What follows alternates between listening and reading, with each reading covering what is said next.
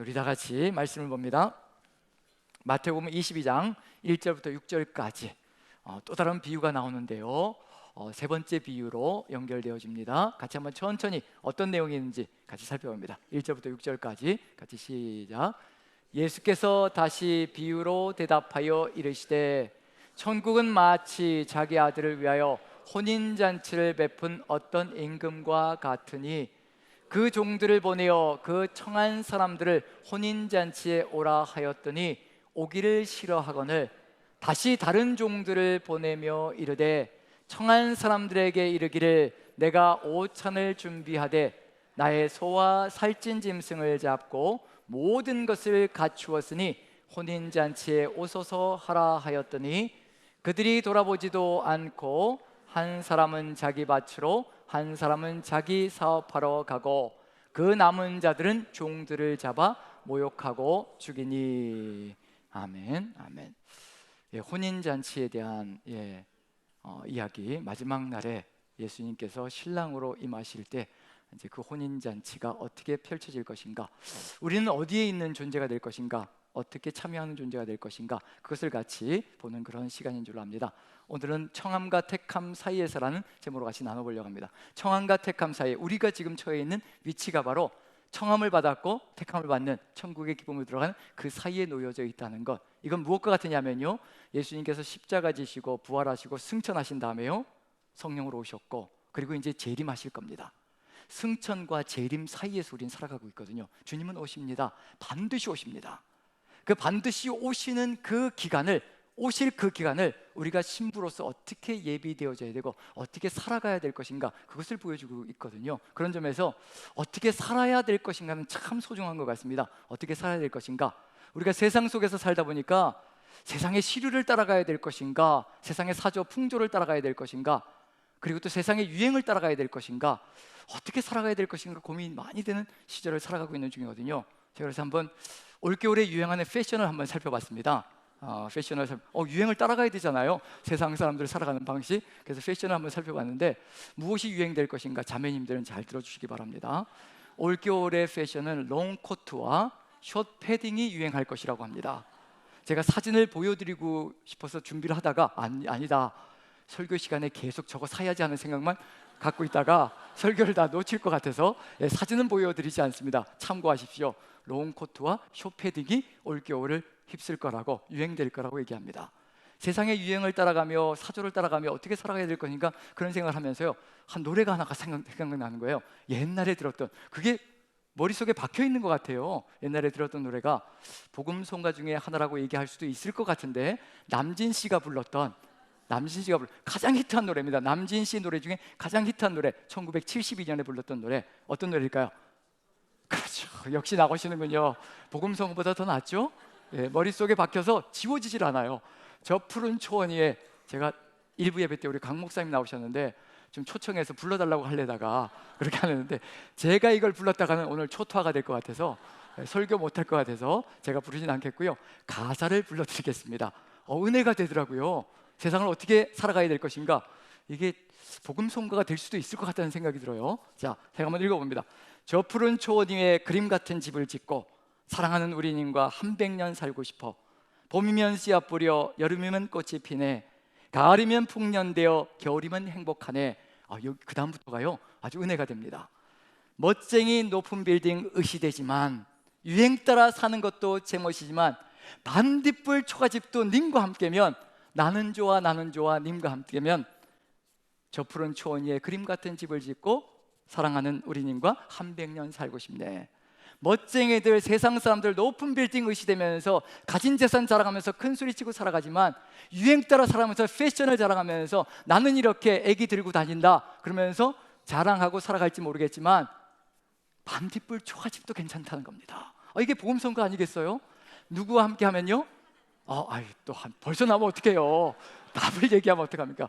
님과 함께라면 어디든지 괜찮다는 겁니다. 이 님자는 약자입니다. 뭐의 약자일까요? 하나님의 약자입니다. 하나님의 약자입니다. 예수님의 약자고요, 성령님의 약자입니다.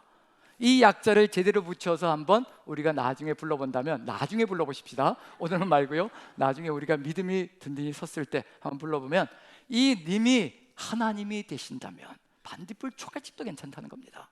세상 사람들 빌딩 의시되고 가진 것 가지고 자랑하며 큰소리치고 좋은 차 타고 다닌다고 의시될지라도, 그리고 또 아무것도 없이 우리가 살아가는 이 삶 속에 세상 사람들 유행 따라가면서 나는 이렇게 멋지게 살아간다라고 큰소리 칠지라도 우리는 님만 계시면 반딧불 초가집도 괜찮습니다. 왜냐하면 바로 그곳이 천국이기 때문에. 어떻게 살아야 될 것인가, 누구와 함께 살아야 될 것인가, 그게 이제 가장 큰 숙제거든요. 누구와 함께 살아가야 될까요? 하나님과 함께 살아가는 것이고요, 예수님과 함께 살아가는 겁니다. 그게 어디 사이에? 청함과 택함 사이에서, 승천과 재림 사이에서 우리가 살아가야 될 삶의 길이 무엇인가? 하나님과 함께, 예수님과 함께, 성령님과 함께 살아가는 겁니다. 그러면요, 세상 사람들이 살아가는 방식과 완전히 다를 겁니다. 다를 수밖에 없지요. 세상 사람들은 정말 빌딩을 의시되면서 가진 것 자랑하면서 패션을 자랑하면서 살아갈 것이거든요. 하지만 우리는 자랑하는 것이 달라질 것입니다. 삶 자체가 달라진다는 얘기거든요. 그래서 예수님께서 하시는 것이 있습니다. 예루살렘에 입성하시자마자 하시는 것이 있거든요. 예루살렘에 입성하시고요, 십자가 지시기까지 딱 7일입니다. 일주일입니다. 그 7일 동안에 하시는 것이 있습니다. 마지막 가르침입니다. 마지막 가르침. 십자가 지시기 전에 마지막으로 가르치시는 겁니다. 거기에 비유가 가득히 들어차 있습니다. 그 비유 하나하나가요, 우리가 어떻게 살아가야 될 것인가를 알려주고 있는 중이고요, 그 비유 하나하나가 삶과 죽음의 길을 갈라내는 역사가 있다는 것을 우리에게 알려줍니다. 하나씩 하나씩 연결되어져서 우리가 어디로 가야 될 것인가, 어떻게 살아야 될 것인가, 그걸 보여주는데 세 가지 비유로 연결되어졌거든요. 오늘 읽은 비유가 세 번째입니다. 이 세 번째는 결론입니다. 세 개씩 가거든요. 셋이란 얘기는 뭐냐면요, 결심과 결단이 들어가야 될 시간이라는 것을 얘기하고 있는 중입니다. 그래서 세 번째 비유까지 오면서 결국 종말이 어떻게 될 것인가, 혼인잔치까지 가거든요. 예수님이 재림하시는 날이 혼인잔치가 될 겁니다. 우리가 신부로 준비되어 있을 것인가, 세상 사람들처럼 다른 것으로 치장하고 있을 것인가, 거기에 따라서 우리가 신부의 역할을 감당하며 영원한 천국에서 기쁨 가운데 거할 것인가, 그렇지 않을 것인가, 그게 결정될 수도 있습니다. 우린 이미 청함을 받았습니다. 그 청함받은 사람들을요, 지켜주시려고 몸부림을 치시는 분이 우리 주님이십니다. 오죽하면 성령으로 내주하셔서까지 우리에게 주신 이 청함을, 이 초청받은 이 삶을, 구원받은 이 삶을 끝까지 지켜주시려고, 그리고 다른 길로 가지 않게 만드시려고 한가님을 쓰시면서 우리를 이끌어 가십니다. 그게 이제 세 가지 비유 속에 역력히 드러납니다. 유대인들의 이야기 속에 들어가 있고요, 우리 그리스도인들의 이야기 속에 들어가 있습니다. 첫 번째 비유가 뭐였느냐면요, 첫 번째가 바로 아버지가 포도원에 큰아들에게 가서 일하라고 얘기하고 작은 아들에게 가서 일하라고 얘기하는 내용이 첫 번째 비유입니다. 포도원에 가서 일하라. 첫째 아들이 간다고 얘기하고 가지 않았고요, 둘째 아들이 실소이다라고 얘기한 다음에 뉘우치고 갔다라고 얘기합니다. 어느 쪽이 아버지의 뜻을 따랐느냐, 아버지의 뜻을 따랐느냐라고 얘기하거든요. 누가 아버지의 뜻대로 하였느냐라고 질문합니다. 그럼 여기서 중요한 건 뭐냐면요, 그 다음 비유가 뭐가 될지 이제 짐작이 갑니다. 아버지의 뜻대로 살아가면 어떤 길이 열릴 것인가, 무슨 길이 열릴까요? 아버지의 뜻대로 살아가면요, 삶의 열매가 달라질 거예요. 당연한 겁니다. 아버지의 뜻대로 살아가느냐, 세상 풍조를 따라가느냐에 따라서요, 삶의 열매는 완전히 달라지게 되어 있거든요. 그럼 그 다음의 비유는 뭐를 얘기할 것인가? 열매에 대해서 이야기할 겁니다. 아버지의 뜻이 무엇인가를 알려주었기 때문에 열매 이야기가 나올 것이고요, 나중에 맨 마지막 비유는 뭐가 될 것인가? 이제 천국에서 우리가 정말 그 열매를 따라 살아서 우리의 예복이 되어 있을 것이냐, 신부의 예복이 되어서 신부가 되어 주님과 함께 혼인잔치에 참석할 것이냐, 그게 결정되는 겁니다. 세 가지로 연결되어지거든요. 그래서 첫 번째, 두 번째, 세 번째 연결될 때마다 하나님께서는 기회를 주고 계시는 중입니다. 비유 하나하나마다요, 기회가 주어지고 있다는 것을 생각해 봐야 될 필요가 있습니다. 하나님께서는 한 명도 놓치지 않으시려고, 이미 선택받은 유대인들도, 이스라엘도 놓치지 않으려고 하시고, 또 그 다음에 부름받은 우리 그리스도인들도 하나도 놓치지 않으시려고 최선을 다하시는 분이십니다. 지금도 최선을 다하시고요, 저는 간간히 이런 생각을 합니다. 성령께서 우리 안에 내주하시고 계시다 그러거든요. 저는 그때 어떤 생각이 들기 시작해요. 처음에는 철이 없을 때는 몰랐습니다. 주님 괜히 들어오셔가지고 왜 이렇게 힘들게 만드시나, 이런 생각을 할 때가 많았거든요. 근데 어느 순간 생각이 확 바뀌었습니다. 누가 정말 힘들까? 누가 정말 힘들까? 내가 힘들까? 내 안에 계신 성령님 하나님이 힘드실까? 이렇게 자기 고집밖에 모르고 지 생각밖에 모르고 지 주장밖에 모르고 지가 원하는 것밖에 모르는 이 안에 들어오셔서 우리 하나님이 얼마나 힘드실까, 그 마음이 들기 시작하는 겁니다. 하나님을 따라간다고 목회자라고 하면서도 역시 자기 고집이 있고요, 자기 주장이 있고요, 내 생각이 가득 들어차 있더라고요. 그런 생각으로 가득 들어차 있는 인생을 그 영원하신 하나님, 그 무궁무진하신 하나님, 전능하시고 전지하신 하나님, 모든 것을 다 하신 하나님, 한 치 앞도 내다보지 못하는 제 속에 들어와서 전능하신 모든 것을 다 알고 계신 하나님, 우리가 어떤 미래를 가지고 갈지, 어떤 미래를 어떻게 가져갈지, 이렇게 살아가면 어떻게 될지, 그 모든 것을 훤히 다 아시는 우리 하나님께서 우리 안에 들어와 계시거든요. 그 답답함이 얼마나 크실까. 말할 수 없는 탄식으로 우리 안에서 기도하신다는 것이 어떤 의미인지 깨달아지기 시작합니다. 나는 바꾸지 않으려고 하고, 내 삶은 이대로 가져가려고 하고, 내 편한 대로 살아가려고 하고, 근데 주님께서는 그렇게 살면 안 된다는 걸 아시기에, 그렇게 걸어가면 안 된다는 걸 아시기에, 이 땅도 천국이 안 될 것이고 영원한 천국도 놓칠 수 있다는 것을 너무도 잘 아시기에 어쩌든지 붙드시고 탄식하면서 한 걸음 한 걸음 이끌어 가시려고, 나를 변화시키시려고 그 몸부림을 치시는 그 성령님의 역사가 느껴질 때마다요, 통곡이 나올 때가 있습니다. 우리 주님이 더 힘드십니다. 우리 안에 오신 주님이 더 힘드십니다. 우리를 살리시려고 그러시는데 우린 죽이는 줄 알고 주님께 덤빌 때가 많거든요. 우리가 얼마나 안타까운 존재인지 그걸 보여주고 있습니다. 비유 하나하나가요, 살리려고 그러시는 겁니다. 포도원에 가서 일하라, 죽이려고 힘들게 하려고 그러시는 것이 아니라 주님과 함께 포도원에서 아름다운 그 시간을 보내며 이 땅에서 천국을 만들어 주시려고 우리에게 포도원에 가자라고 하시는 겁니다. 나와 같이 가자라고 하시는 거거든요. 그걸 우리가 믿고 확신한다면 주님과 함께 어떤 길을 걸어갈 것인가, 그것이 느껴질 수가 있다는 얘기입니다. 한 단계 한 단계 주님의 노력이 무엇인지, 애쓰심이 무엇인지, 하나님께서 한 사람이라도 살리려고 최선을 다하시는 것이 무엇인지 본다면 주님께 우리의 모든 것을 내려놓는 것이 얼마나 소중한 것인가도 깨닫지 않을까 싶습니다. 첫 번째 비유를 한번 보시죠. 첫 번째 비유, 큰아들과 작은아들 비유. 가겠다고 했다가 가지 않은 큰아들, 가지 않겠다고 했다가 뉘우치고 회개하고 돌아온 작은아들, 둘째 아들. 누가 아버지의 뜻대로 하였느냐, 그 아버지의 뜻대로 서 있느냐 아니냐에 따라서 무엇이 갈라지는지 본다면요, 이게 얼마나 소중한 질문인지 느껴볼 수 있지 않을까 싶습니다. 같이 한번 보시죠. 마태복음 21장입니다 21장 31절 같이 한번 읽어보죠. 같이 시작. 그 둘 중에 누가 아버지의 뜻대로 하였느냐 이르되 둘째 아들이니이다. 예수께서 그들에게 이르시되 내가 진실로 너희에게 이르노니 세리들과 창녀들이 너희보다 먼저 하나님의 나라에 들어가리라. 누가 아버지의 뜻대로 하였느냐, 둘째 아들이거든요. 첫째 아들은 대지상들과 백성의 장로들, 네로라 하는 사람들, 큰 소리 치고 있는 사람들, 기득권을 가지고 있는 사람들, 이 세상에서 떵떵거리며 살아가는 사람들, 다 거기에 붙어있는 사람들일 겁니다. 그런데 세리와 창녀들, 정말 버림받은 것처럼 처참하게 처절하게 살아간 이 사람들은 붙잡았습니다. 바로 예수님을 붙잡는 거죠. 누구로 인하여서요? 이렇게 먼저 하나님 나라에 들어간다. 그러면 이제 대지상들과 백성의 장로들, 유대인들은 버리려고 이러시는 것일까? 저는 그렇게 생각하지 않습니다.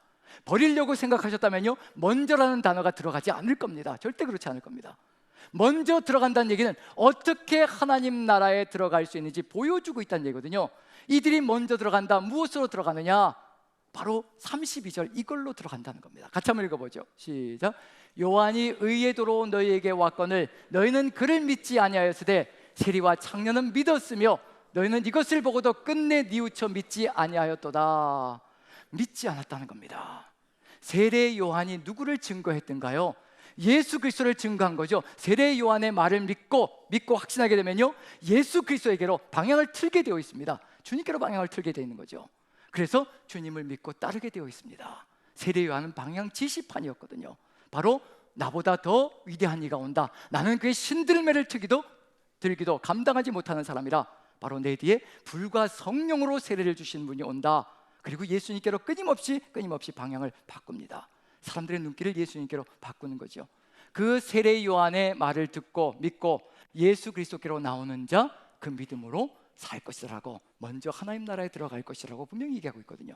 자, 그럼 여기서 한 가지 생각해 봐야 될 게, 그러면 여기서 세례 요한의 말을 듣지 않은 사람들은 죽음으로 가는 것인가? 그렇지 않겠죠. 또 누구에게 나아가면 될까요? 누구에게? 이제 세례 요한이 누구를 소개한 거예요? 예수님을 소개한 거죠. 그럼 이제 누구의 말을 믿으면 되는 건가요?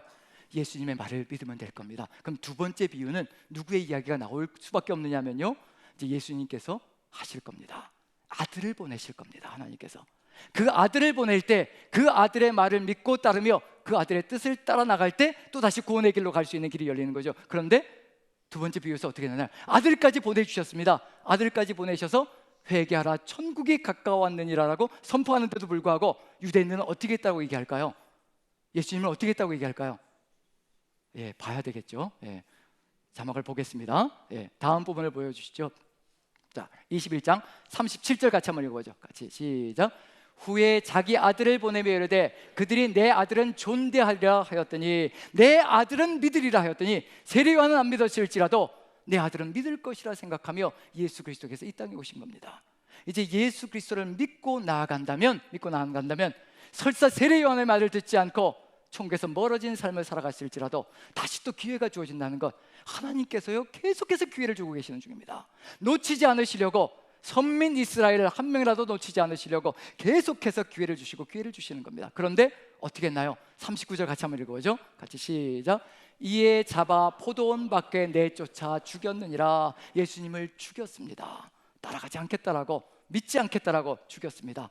그 다음에 어떤 일이 벌어질까요? 40절부터 41절 두 절 한번 읽어보죠. 예수님이 질문합니다. 그 사람들에게, 죽일 사람들에게요. 같이 40절 한번 읽어봅니다. 같이 시작. 그러면 포도원 주인이 올 때 그 농부들을 어떻게 하겠느냐? 대답합니다. 들은 사람들, 대제사장들과 백성의 장로들이 대답합니다. 이렇게 대답합니다. 41절 같이 시작.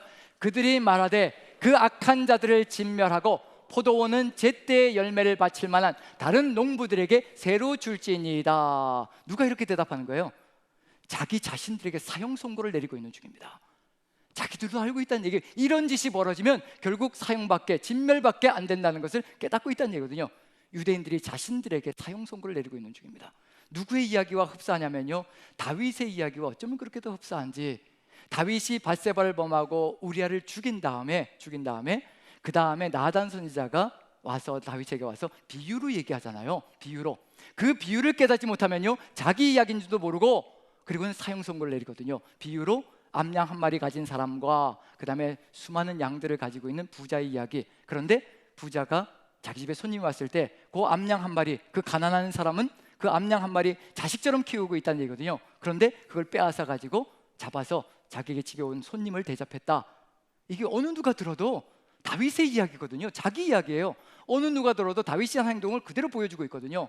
그렇게 많은 아내들을 거느리고 있음에도 불구하고 그 하나밖에 없는, 우리아의 아내 하나밖에 없는 그 아내, 그걸 빼앗아 가지고 자기 걸로 삼는 그 부자의 행태가 다윗의 행태가 똑같거든요. 아무리 들어도 자기 이야기인데, 그런데 다윗이 그 이야기를 듣자마자 그놈은 반드시 죽어야 될 것이고 죽임을 당해야 될 것이고 네 배로 갚아줘야 될 것이라, 그 선포를 터뜨린다는 얘기거든요. 자기 이야기인 줄 알았으면 그렇게 하지 않았을 겁니다. 우리도 이 비유 하나하나가 나의 이야기라고 생각하면요, 가벼이 여기지 않을 겁니다. 내가 어디에 위치하고 있는지, 나는 그저 이미 구원받았으니 모든 것이 되었다라고 생각하며 살아가는 그 마음을 가지고 있다면 하나님의 말씀은요, 비유는요, 아무 의미가 없이 내게 다가올 수가 있습니다. 내가 어떻게 살아야 될 것인가, 그걸 얘기해 주고 계시거든요. 어떻게 걸어가야 될 것인가, 정말 승천과 재림 사이에서, 청함과 택함 사이에서 우리가 어떤 삶으로 주님과 함께 나가야 될 것인가, 그걸 얘기하고 있는데 그건 버리고 그저 나는 구원받았으니 되었다라고 큰소리치며 나가는 그런 삶이 이루어질 수 있다는 겁니다. 저는 도전합니다. 안심하지 마십시오. 정말 안심하지 마십시오. 안심할 때가 아닙니다. 세상 속에 들어가서 세상 사람과 똑같은 모습이 될 수가 있습니다. 하나님의 교회가 세상 사람들에게 손가락질 받는 것, 무엇 때문에 그럴까요? 주님께서 그렇게 목숨을 내어놓고 십자가 지시기 전에 이렇게 살아야 된다라고 그렇게 얘기해 주신데도 불구하고 그 삶은 뒤로 다 던져버리고 세상 사람과 똑같이 그 풍조 따라가면서 그 세상 사람들이 좋아하는 것 그대로 똑같이 행동하며 따라가면서 우리에게는 구원이 있다라고 큰소리 친다면 하나님 나라가 도대체 어디에서 이루어질 것인가? 우리 주님께서는 이 땅에서부터 천국 하나님 나라 이루기를 간절히 소망한다는 겁니다. 제가 이런 설교를 할 때마다 저도 버겁습니다. 정말입니다.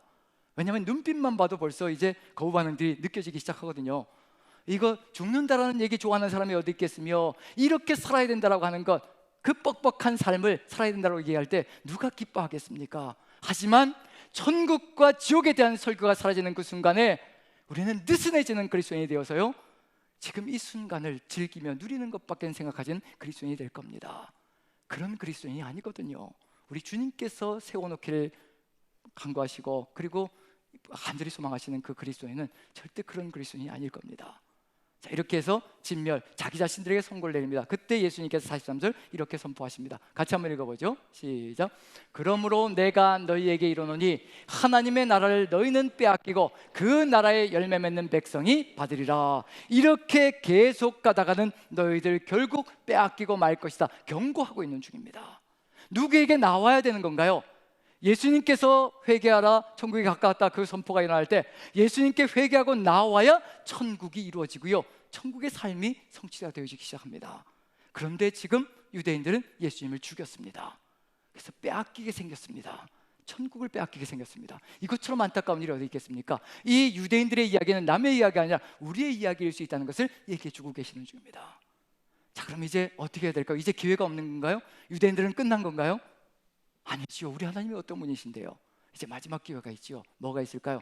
예수님을 죽였습니다. 그런데 그 죽인 예수님을 하나님께서 3일 만에 다시 살아나시게 부활하시게 하셨고요, 그리고 승천하셨고요, 성령으로 우리 안에 내주하십니다. 그리고 이제 우리의 신랑으로 다시 오실 것입니다. 그게 세 번째 비유의 의미입니다. 이제 예수님께서 혼인잔치에 신랑으로 오실 거라는 겁니다. 재림하신, 이제 재림의 시간을 기다리고 계시고요, 그 재림의 시간까지, 재림하실 그 시간까지 우리의 삶의 여정 속에서 이 주님께로 어떻게 나아가야 될 것인가, 그것이 이제 관건이 될 겁니다. 그래서 또 부르십니다. 유대인들을 또 부르시는 거예요. 뭐라고 부르시냐면요, 이제 혼인잔치를 준비하자. 너희가 죽인 그 예수 그리스도를 하나님께서 살리셔서 주와 그리스도가 되게 하셨다. 이제 재림하실 것이라. 이제 주와 그리스도가 된 그 예수 그리스도를 성령의 역사로 믿으며 나오는 자 구원의 길로 갈 수 있을 것이라 또 증거하시는 거죠. 그런데 유대인들의 반응이 어떤지, 우리의 반응은 어떠할지 한번 살펴보죠. 그게 세 번째 비유입니다. 같이 한번 살펴봅니다. 세 번째 비유로 넘어가죠. 자, 22장 오늘 본문입니다. 오늘 읽었던 내용입니다. 그런 관점을 가지고, 그런 무게감을 가지고 읽어줘야 될 것이 바로 세 번째입니다. 이제 결론이라는 얘기거든요. 결론이라는 얘기는 뭐냐면요, 이제 이 이상의 기회는 없다는 것을 얘기하는 겁니다. 재림 이후에는 이제 끝난다는 겁니다. 혼인잔치가 이루어지는 그 순간에 10처녀 비유에서 5처녀는 혼인잔치로 들어가고 5처녀는 문이 닫혀버린다는 얘기거든요. 이제 끝이란 얘기입니다. 우리에게도 경각심을 주고 있는 내용입니다. 같이 한번 3절 같이 한번 읽어봅니다. 3절 같이 시작. 그 종들을 보내어 그 청한 사람들을 혼인잔치에 오라 하였더니 오기를 싫어하거들. 이미 뭐가 들어가 있는 건가요? 이미 청했다고 얘기합니다. 이미 청첩장을 보냈다는 얘기예요.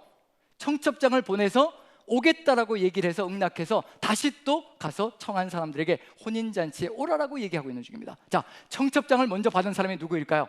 우리 그리스도인들보다 먼저 청첩장을 받은 사람, 우리보다 먼저 선택받은 사람들, 구약시대 때 유대인들이죠. 이스라엘 민족이죠. 이미 청함을 받은 사람들에게 가서요, 혼인잔치로 초청하고 있는 중입니다. 1순위가 누구냐면 유대인들에게 먼저 복음이 증거되는 겁니다. 하나님의 계획은요, 유대인들을 먼저 예수 그리스도의 복음으로 복음화시켜서 유대인들이, 이스라엘 민족이요, 온 세상으로 나아가 예수 그리스도의 증인이 되는 사명을 감당하는 것, 그게 우리 하나님의 계획이십니다. 선민을 버리시려고 하신 게 아니거든요. 그래서 청함받은 사람들, 먼저 청함받은 사람들에게 기회를 주시는 겁니다. 이스라엘 민족에게요. 그런데 이렇게 해서 잔치 오라 했으니, 그랬더니 어떻게 하나요? 오나요? 오지 않나요? 오기를 싫어한다라고 얘기합니다. 왜 그럴까? 왜 오기를 싫어할까? 우리에게도 경각심이 들어가야 되거든요. 그래서 우리 같으면 어떻게 할까요? 큰아들 작은아들 이야기 속에서 세례 요한을 보내서 내가 온다, 나에게로 와라 라고 얘기를 했고 거부했고, 그 다음에 또 예수님께서 직접 오셔서 이제 내가 바로 메시아다라고 얘기를 하면서 하나님께로 나가자, 내가 아니면 하나님께로 갈 자가 없다라고 얘기하시며 또 초청하시는데 죽여버리고, 그 다음에 마지막으로 이제 혼인잔치, 이젠 마지막이다, 그리고 또 초청하는데 거부하고요. 우리 같으면 어떻게 할까요? 한번 대답 좀 해주시죠. 우리 승질머리 같으면 어떻게 할까요? 이미 언제적에 끝냈을까요? 이미 예전에 이제 단칼을 끝내고 다른 것으로 시작했을지도 모릅니다. 그런데 하나님께서 그 다음에 또 어떻게 하시나요? 4절 보시면 이렇게까지 하십니다. 왜 이렇게 비굴하실까? 왜 이렇게 하나님께서 자존심도 없으신가? 이렇게 하십니다. 4절 같이 한번 읽어보죠. 시작. 다시 다른 종들을 보내며 이르되 청한 사람들에게 이르기를 내가 오찬을 준비하되 나의 소와 살찐 짐승을 잡고 모든 것을 갖추었으니 혼인잔치에 오소서 하라 하였더니 이 천국잔치는 정말 세상과 비교할 수 없다. 내가 정성스럽게 최선을 다해서 준비했다 얘들아. 이것이 아니면 세상에 기쁨이 없다. 그걸 얘기하고 계시는 중이거든요. 얼마나 엄청나요. 하나님께서 이 정도로 준비했다고 하시면요, 최고의 것을 준비하신 겁니다. 제가 간간히 고백하는 바, 아내에게 공수표를 날릴 때가 있거든요. 하나님께서 이렇게 아름다운 것을 천국에 준비하셨다. 이제 다른 분들 해외여행 가고 이럴 때마다 아내가, 남들은 추석 때 여기저기 가고 그러는데 저는 이제 약속하지요. 여보, 천국 가면 내가 영원히 손 붙들고, 하나님이 이 지구상에도 이렇게 좋은 걸 많이 만들어 놓으셨는데, 그렇게 여행하고 싶은 장소가 많이 만들어져 있는데, 영원한 그 천국은 얼마나 위대할 거야. 영원히 돌아다녀도 질리지 않는 아름다운 것들이 가득 들어차 있을 거야. 조금만 참읍시다. 자, 이게 통할까요? 안 통할까요? 예, 통할 때도 있는가 하면 또 안 통할 때가 또 있기도 하다고요. 자, 여기서 보시면 하나님께서 얼마나 아름답게 준비하셨는지 그게 느껴지는 거죠. 최선을 다하셨다는 겁니다. 그리고 또다시 초청하시는 겁니다. 이 천국 잔치로 오라, 이 혼인 잔치로 오라. 그런데 어떻게 하나요? 우리의 삶과 한번 비교해 보죠. 5절 6절입니다. 5절 6절. 5절 먼저 한번 읽어보죠. 같이 시작. 그들이 돌아보지도 않고 한 사람은 자기 밭으로 한 사람은 자기 사업하러 가고. 돌아보지도 않았다고 얘기합니다. 돌아볼 필요도 없다. 하나님이 예비한 거 힘겹고 버겁고 어렵고 이 세상에서 그렇게 살라고 하는 것 난 버거워서 못 견딘다. 자기 밭으로 가고 자기 사업하러 가고, 정말 이 세상에 멋쟁이 높은 빌딩 의시되는 것 나도 그것 좀 따라가고, 눈에 보이는 것, 과시하고 싶은 것, 이런 것들을 좀 나도 하고 싶고, 그래서 내 밭이 중요하고 내 사업이 중요하고 내 것이 중요하지 하나님 나라고 뭐가 다 필요 없다. 하나님 나라가 자기 것이라는 것을 깨닫지 못하고 그 영광스러움이 얼마나 놀라운 것인지 깨닫지 못하고, 지금 이 땅의 혈안이 되어서 이 땅의 것이 모든 것인 줄 알고 내 밭을 지켜야 되겠고 내 사업을 지켜야 되겠고 확정해야 되겠고, 그것에 혈안이 되어서 살아가고 있습니다. 땅의 것밖에는 관심이 없습니다. 하나님의 말씀은 거들떠도 보지 않습니다. 뒤도 돌아보지 않습니다. 우리는 어떠합니까? 우리는 어떻게 살아가고 있습니까? 그걸 질문하고 있는 중입니다. 유대인들이 그와 같이 살아가고, 6절 보면 이와 같은 길로도 걸어갑니다. 6절 같이 한번 읽어보죠. 시작. 그 남은 자들은 종들을 잡아 모욕하고 죽이니. 죽였다는 얘기는요, 이제 절대로 따라가지 않을 것이라는 얘기가 들어가 있습니다. 어떤 일이 벌어질까요? 결국 자기들이 얘기한 것처럼 그들을 진멸시키고 다른 사람들에게 그 밭을 줄 것입니다. 자기들이 선포했거든요. 결국 그게 그들의 운명이 됩니다. 자, 7절 같이 한번 읽어보죠. 같이 시작. 임금이 노하여 군대를 보내어 그 살인한 자들을 진멸하고 그 동네를 불사르고. 이 속에 들어가 있는 게 뭘까요? 하나님의 그 간절한 초청에 응답하지 않을 때 결국 결론이 어떻게 될 것인가, 그걸 얘기해주고 있는 중입니다. 살인한 자들이 진멸되어진다는 것, 하나님을 자신의 삶 속에서 제거해버린 존재들이 어떤 결론에 도달할 것인가, 그걸 보여주고 있는 중이거든요. 그러면 이제 어떤 일이 벌어질 것인가? 그 밭을, 그들을 진멸하고 그 밭을 다른 사람에게 줄 것입니다. 그래서 우리에게, 우리 그리스도인들에게 그것이 넘어옵니다. 그게 그 다음의 내용입니다. 그 다음에 8절부터의 내용입니다. 자, 8절부터 한번 보죠. 8절부터. 자, 8절 같이 읽습니다. 시작. 이에 종들에게 이르되 혼인잔치는 준비되었으나 청한 사람들은 합당하지 아니하니. 이미 초청장을 보내어서 준비가 되어져 있는데 오기 싫다고 그러니, 이미 구약시대 때부터 아브라함을 부르셨을 때부터 이미 초청장은 던져졌는데, 그런데 이 혼인잔치에 오기 싫다 하니 이제 어떤 일이 벌어질까요? 그 사람들은 합당하지 않으니 이제 이렇게 하십니다. 같이 한번 읽어보죠. 9절 같이 읽습니다. 시작. 내 거리 길에 가서 사람을 만나는 대로 혼인잔치에 청하러 오라 한대. 내 거리 길에 가서, 내 거리는 어디일까요? 동서남북을 의미합니다. 동서남북으로 뚫린 모든 길로 나아가서 모든 사람을 청하여 오라라고 얘기합니다. 그래서 우리에게까지 그 초청장이 도달했습니다. 우리는 이미 초청받은 사람들입니다. 이미 초청받아서요 혼인잔치를 준비하고 있습니다. 자, 청첩장이 결혼 당일날 보내어지나요? 아니면 이미 그 전에 보내어지나요? 성질 급한 사람들은 뭐 1년 전에도 보낼 수가 있고요, 모바일 청첩장에서 1년 전에 보낼 수도 있고요. 준비하라고, 이제 초청이 이루어졌으니까 준비하라고, 결혼식까지 이미 청첩장은 우린 받았습니다. 혼인잔치 청첩장이 이미 받은 존재들이란 얘기예요. 그러면 이제 어떻게 준비하며 나아가야 될 것인가, 어떻게 신랑을 맞이하며 준비하며 나아가야 될 것인가, 그게 이제 우리에게 주어져 있는 과제란 얘기거든요.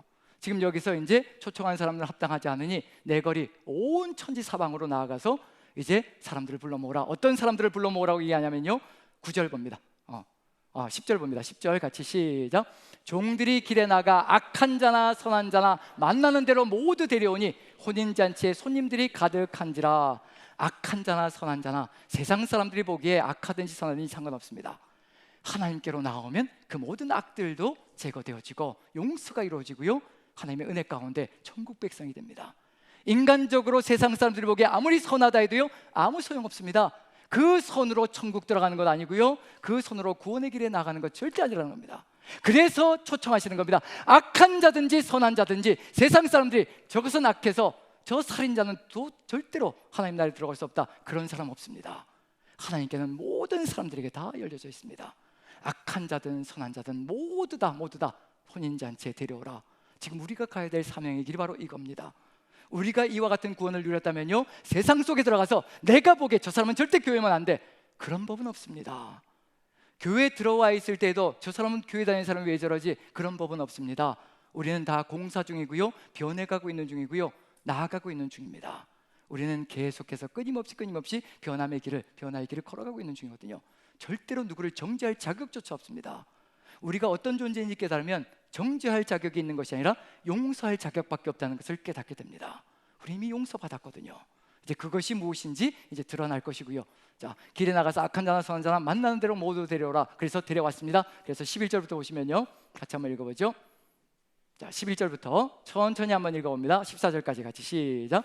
임금이 손님들을 보러 들어올새 거기서 예복을 입지 않은 한 사람을 보고 이르되 친구여 어찌하여 예복을 입지 않고 여기 들어왔느냐 하니 그가 아무 말도 못하거늘 임금이 사환들에게 말하되 그 손발을 묶어 바깥 어두운 데에 내던지라. 거기서 슬피 울며 이를 갈게 되리라 하니라. 청함을 받은 사람은 많되 택함을 입은 자는 적으니라. 청함을 받았다고 안심하지 말라는 것을 얘기하고 있는 중입니다.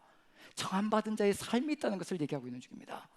우리가 지금 청함을 받은 존재들이라면요, 우리는 청함 받은 자로서의 살아가야 될 아름다운 신부의 길이 있다는 것을 보여주고 있는 중입니다. 그것이 무엇일까? 여기서 분명하게 얘기할 예복이라고 얘기합니다. 예복이 준비되어져야 된다고 얘기합니다. 자, 예복이면 그럼 이제 한 가지 또 혼돈되는 게 있죠. 내가 준비해야 되는 건가? 내가 뭔가 만들어야 되는 건가? 요한계시록에는 뭐라고 되어 있냐면요, 어린 양의 혼인잔치가 벌어지거든요, 요한계시록에는요. 근데 거기에서 바로 빛나고 신부에게 빛나고 깨끗한 세마포옷을 입으라 하였으니 그 세마포옷은 바로 성도들의 옳은 행실이다라고 얘기를 합니다. 옳은 행실, 이게 옳은 행실을 그러면 뭔가 해야 될 것 같다는 그런 마음이 들기 시작하지요. 그럼 이제 버거워지기 시작하는 거죠. 내가 선행을 행해야 구원의 길로 들어가는 건가? 그런 법은 없습니다. 무엇으로 구원받는다고요? 오직 예수 그리스도를 믿음으로 말미암아 구원을 받는다라고 분명히 우리에게 선포해 주셨습니다. 자, 그렇다면 이 믿음이라는 게 도대체 무엇일까? 이 믿음이라는 것은 무엇과 함께 가는 것일까? 믿음은요, 절대로 추상적인 것이 아닙니다. 누군가를 믿는다라고 얘기할 때, 하나님을 믿는다라고 얘기할 때요, 그때부터 달라지는 것이 있습니다. 믿기 때문에 내 삶이 달라지기 시작합니다. 그 믿는 사람을 위하여 살아가는 방식이 달라지기 시작하거든요.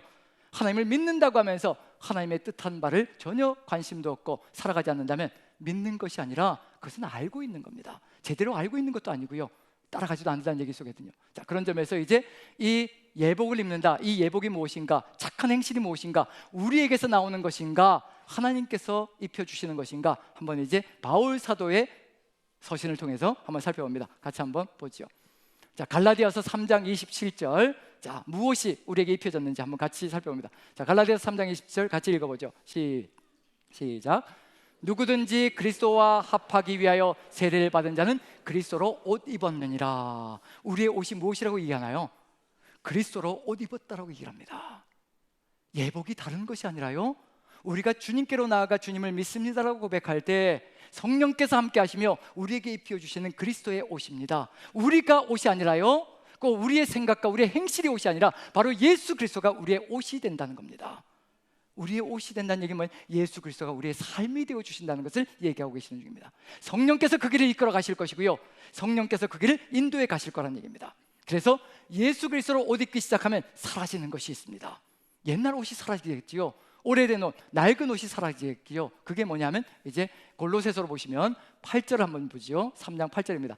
8절 같이 한번 읽습니다. 시작. 이제는 너희가 이 모든 것을 벗어버리라. 곧 분함과 노여움과 악의와 비방과 너희 입에 부끄러운 말이라. 이 모든 것들이 다 옛사람의 옷이고요, 옛날의 옷입니다. 예수 그리스도를 믿는 그 순간에, 예수 그리스도로 옷 입는 그 순간에요, 새로운 옷, 그리스도로 옷 입게 됩니다. 이런 것들이 사라지기 시작하는 겁니다. 그리고 새로운 옷으로 넘겨가면서 9절 10절 같이 한번 읽어보죠. 9절 10절 같이 시작. 너희가 서로 거짓말을 하지 말라. 옛사람과 그 행위를 벗어버리고 새 사람을 입었으니. 새 사람이 입혀졌다는 겁니다. 우리가 그리스도 안에 있을 때 새로운 피조물이라고 이야기하십니다. 그리스도 안에 있을 때 새로운 피조물입니다. 그리스도 밖에 있을 때는요, 옛사람이 그대로 드러나기 시작합니다. 우리가 예수 그리스도 안에 있을 때, 예수 그리스도로 옷 입을 때 우리는 새로운 피조물로 새로운 삶을 살아가는 역사가 펼쳐집니다. 누가 우리를 이끌어 가시냐면요, 우리의 행동 하나하나를 예수 그리스도께서 이끌어 가신다는 것, 그게 바로 이 속에 들어와 있는 내용입니다. 12절을 보면요, 바로 이와 같은 행동입니다. 우리가 이와 같은 길로 이렇게 예수 그리스도를 옷 입고 살아가는 것 어떻게 가능할 것인가? 같이 한번 읽어보죠. 12절 같이 시작. 그러므로 너희는 하나님이 택하사 거룩하고 사랑받는 자처럼 긍휼과 자비와 겸손과 온유와 오래 참음을 옷 입고. 여기서 긍휼과 자비와 겸손과 온유와 오래 참음을 옷 입고, 이게 무슨 내용인가요? 긍휼, 자비, 겸손, 온유, 오래 참음, 이게 다 뭐든가요? 사랑이잖아요. 사랑이라는 겁니다. 근데 그 사랑이 우리에게서 나오는 것인가? 너희는 하나님이 택하사 거룩하고 사랑받는 자처럼 이와 같이 하라는 겁니다. 하나님의 사랑, 예수 그리스도의 사랑이 우리 안에 있기 때문에, 입이 입혀졌기 때문에 그 사랑으로 살아가라고 말씀하시는 겁니다. 우리가 그 사랑을 받았기 때문에 그 사랑을 살아가라고 명령하시는 겁니다. 우리에게 그 사랑을 보여주지 않으셨으면요, 우리에게 그 사랑을 입혀주시지 않으셨으면 우리는 살아갈 수가 없습니다. 지금 우리에게 예수 그리스도께서 십자가의 그 보혈의 공로로 우리가 죽지 않게 만들어주시고 우리의 죄를 모두 용서하시고 주님의 그 십자가 사랑으로 우리를 입혀주신 겁니다. 그 사랑을 살아가는 겁니다. 내 사랑으로 가는 것이 아니고요, 내 사랑은 한순간에 끝장날 수가 있습니다. 하지만 주님이 입혀주는 이 사랑, 내가 받은 그 사랑으로 살아가는 겁니다. 주님의 그 사랑이 기억나지 않으면요, 살아갈 수조차 없습니다. 그걸 잃어버리면요, 우리는 서 있을 수조차 없습니다. 다른 사람을 이해할 수도 없습니다. 그리고 13절 14절 같이 한번 읽어보죠. 이렇게 걸어갑니다. 같이 한번 읽습니다. 시작. 누가 누구에게 불만이 있거든 서로 용납하여 피차 용서하되 주께서 너희를 용서하신 것 같이 너희도 그리하고 이 모든 것 위에 사랑을 더하라. 용서라고 하잖아요. 용납하라고 하잖아요. 어떻게 저 인간을 용서할 수 있겠습니까? 나한테 바늘로 찌르고 때로는 대못으로 쿡쿡 찌르는데요, 어떻게 용서할 수 있겠습니까? 어떻게 용납할 수 있겠어요? 그런데 주께서 너희를 용서하신 것 같이, 주께서 너희를 용납하신 것 같이 예수 그리스도께서 용서의 옷으로 입혀주셨습니다. 사랑의 옷으로 입혀주셨습니다. 어느 누구든지요, 주 예수 그리스도의 십자가 사랑의 옷을 입고 있고 십자가 사랑의 용서를 받은 그 옷을 입고 있다면요, 우리도 같이 사랑할 수 있고 긍휼할 수 있고 자비할 수 있고 온유할 수 있고 오래 참을 수가 있습니다. 그런데 그 옷이 벗겨지는 그 순간에 우리는 절대로 용서할 수 없고 이해할 수 없고요, 사랑할 수 없는 존재가 됩니다. 그래서 예수 그리스도로 옷 입는 것, 이 옷을 벗지 않고 이 옷을 주님 오실 때까지 입고 나아가는 것, 그것이 바로 우리가 걸어가야 될 삶의 길입니다. 한 부분만 입는 게 아니고요, 우리의 전체 몸이 바로 예수 그리스도로 옷 입어야 합니다. 그게 무엇일까요? 바울 사도가 그걸 얘기합니다. 우리 몸 전체가 예수 그리스도로 옷을 입어야 한다. 그게 무엇일까요? 전신갑주가 다른 것이 아닙니다. 전신갑주 따로, 예복 따로, 그리스도로 옷 입는 것 따로, 다 따로가 아니거든요. 똑같은 걸 얘기하는 겁니다. 전신갑주가 무엇이든가요? 진리의 허리띠잖아요. 진리가 누구이시든가요? 내가 곧 길이요 진리요 생명이니 나로 말미암자고는 아버지께로 올 자가 없느니라. 예수 그리스도가 진리라는 겁니다. 예수 그리스도로 허리띠를 삼고 우리의 힘이 되고 능력이 되게 만들어가는 것, 그러할 때 우리는 우리의 모든 하는 일들이 예수 그리스도의 역사가 펼치는 일이 벌어진다는 것, 그걸 보여주고 있는 중입니다. 그 다음에 의의 흉배, 의의 호심경을 붙이라고 하죠. 마음을 보호해야 됩니다. 의의 호심병, 의는 누구이신가요? 우리를 의롭다 하신 예수님, 십자가에 달리셔서, 그리고 우리의 의를 이루어 가시기 위해서 우리를 이끌어 가시는, 의로운 길로 이끌어 가시는 주님, 예수 그리스도가 바로 우리의 의이시고 우리가 살아가야 될 의가 되십니다. 예수 그리스도로 우리가 가슴을 막을 때 우리의 마음을 지킬 수가 있습니다. 세상 사람들이 아무리, 교회 안에서도 형제자매들이 아무리 찌르고 그리고 우리 고통스럽게 만들어도 오직 의의 호심경, 예수 그리스도가 우리의 호심경, 마음을 막아주시는 존재가 된다면요, 우리의 마음을 지킬 수가 있습니다. 이해할 수 있고 사랑할 수 있고, 그럼에도 불구하고 사랑하는 겁니다. 그럼에도 불구하고 용서하는 겁니다. 그 주님이 우리와 함께 하시면 우리가 그 길로 나아갑니다. 그 다음에 뭐가 있던가요? 복음의, 평안의 복음에 예비한 신발, 그 신발을 신고, 오직 우리의 복음은, 평안의 복음은 예수 그리스도밖에 없습니다. 오직 주님이 이끌어 가시는 그 길로 오직 예수 그리스도와 함께 나아가는 것, 그것이 바로 평안의 복음을 증거하는 것, 바로 그것이고요. 구원의 투구가 뭐든가요? 예수 그리스도께서 우리의 구원자가 되십니다. 오직 주님이 우리의 인도자가 되시고 우리의 지도자가 되시고 왕이 되시고 머리에 구원을 두고 있었다. 예수 그리스도의 그 구원 역사가 우리의 삶을 이끌어가는 것, 그것을 벗는 그 순간에 우리는 세상의 이끌림을 받는 존재가 될 거란 얘기거든요. 그리고 믿음의 방패를 잡고, 믿음이 누구이시든가요? 믿음의 주요 또 온전케 하시는 예수 그리스도를 바라보라고 얘기하잖아요. 우리의 믿음의 주는, 우리의 믿음의 주, 믿음의 창시자, 창조자거든요. 우리에게 믿음을 창조해 주신 분은 예수 그리스도밖에 없습니다. 그 주님을 붙들고 오직 주님과 함께 나아갈 때요, 불화살, 사단의 모든 불화살들, 우리를 무너뜨리려고 하는 유혹들, 시험들 다 이겨낼 수가 있습니다. 그 다음에 성령의 검, 바로 뭔가요? 바로 하나님의 말씀, 예수 그리스도의 말씀, 말씀이 육신이 되어 이 땅에 오신 분 예수 그리스도를 우리의 오른손에 붙들고 세상 속에 나아갈 때 우리는 세상을 이기는 존재가 되며 나아갈 것이라는 것. 그런데 어느 순간 어떻게 되나요? 진리가 살아가기가 너무 버겁고 힘겨우니 진리의 허리띠를 벗어던지고 세상의 허리띠를 묶고 살아갈 때가 많습니다. 구원의 투구, 힘겹고 버거울 때마다 벗어던지고 또 힘들면 천부의 의지 없어서 와서 또 쓰고, 그런 일들이 벌어지거든요. 이와 같이 우리의 몸 전체가 예수 그리스도 한 분만으로 가득히 들어찬 옷을 입을 때, 전신갑주를 입을 때 달라지는 삶이 될 것이고요, 우리의 역사가 주님의 사랑으로, 주님의 용서로 나아가는 천국을 이루어갈 것이라는 거, 그걸 알려주고 계시는 중입니다. 그래서 그림을 하나 보여드릴 겁니다. 어느 쪽을 택하며 살아가실 것인지 그림을 보시면 이제 좀 훨씬 더 쉬워지지 않을까 싶습니다. 나는 어느 쪽에 있는지. 자, 그림을 좀 보여주시죠. 자, 한쪽은 이제 완전 무장합니다. 완전 무장되어 있죠. 자, 형제님들 잘 아시죠? 그 예비군만 되면 왜 이 모양인지. 현역일 때는 훈련도 열심히 하고 최선을 다해서 그냥 살았는데, 그런데 예비군 딱 군복 입으면 모자도 삐딱하게 쓰고, 이거 뭐 이렇게 혁띠도 제대로 했는지 아닌지, 군장들은 어디 갔는지 모르고, 총은 어디다 내버리고 왔는지도 모르고, 이제 그런 삶을 살아가는 모습이 보여질 때가 있습니다. 이제 글씨가 안 보일 것 같아서 제가 한번 읽어볼까요? 예, 살짝 얹어놓고 있다가 틈만 나면 벗어놓는 구원의 전투모, 거기다도 붙여서 착용할 생각조차 해보지 않는 진리의 허리띠, 의의 군장, 믿음의 방탄조끼, 이거 버리는 그 순간에 총알이 날라오면 막을 수가 없습니다. 그 다음에 아무데나 놓고 다니는 성령과 말씀의 무기, 뭐 필요 없어, 세상 들어가는데 뭐 필요 없이 던져버리고, 그 다음에 또 뭐든 대충하고 때우려는 정신상태, 거춤 대충 합시다. 뭐 이렇게 빡빡하게 그럽니까? 대충 좀 삽시다. 그리고 또 불편하다고 벗어버린 복음의 전투와, 뭐 자꾸 전하라고 그렇게 얘기하는지, 이렇게 되면 어떻게 될까요? 이 허술한 모습으로 살아가다가는 어떻게 될까요? 세상 속에 무너져 버리고 마는 겁니다. 그래서 예수 그리스도로 옷 입어야 된다고 얘기하시는 겁니다. 완전 무장으로 나가야 된다는 얘기거든요. 우리는 반드시 기억하셔야 됩니다. 우리는 예비군이 아닙니다. 우리 형제님들 이제 군대에 전역하셨다라고 나는 예비군이야. 그리스도인의 삶 속에서는요, 예비군이 없습니다. 모두가 다 현역입니다. 90세, 100세, 죽음 직전에 놓여있는 인생일지라도 다 현역입니다. 십자가의 군병입니다. 완전 군장을 해야 되고요, 오직 예수 그리스도로 무장하고 주님 오실 때까지 살아가야 합니다. 그렇지 않으면 언제 어느 때 저렇게 허술하게 풀어져서 사단이 화살을 날리면요, 유혹과 시험에 불살을 날리면요, 막을 수가 없어서 그것을 막고 쓰러져서 나뒹굴다가 믿음마저도 다 버리고 죽어나서 빠질 수가 있다는 겁니다. 우리를 보호해 주시려고, 천국길까지 우리를 인도해 가시려고 예수 그리스도로 옷 입자고 하시는 겁니다. 완전 무장을 하자는 겁니다. 지금도 사단이 우는 사자같이 돌아다니며 삼킬 자를 찾아다니고 있기에 우리를 보호하시고 지키시며 우리의 구원을 끝까지 지켜주시려고 지금도 성령께서 역사하시며 우리 인도해 가십니다. 그 삶에 온전히 맡기고 나아가는 저 여러분 되시기를 간절히 축원드립니다. 우리 같이 기도했으면 좋겠습니다.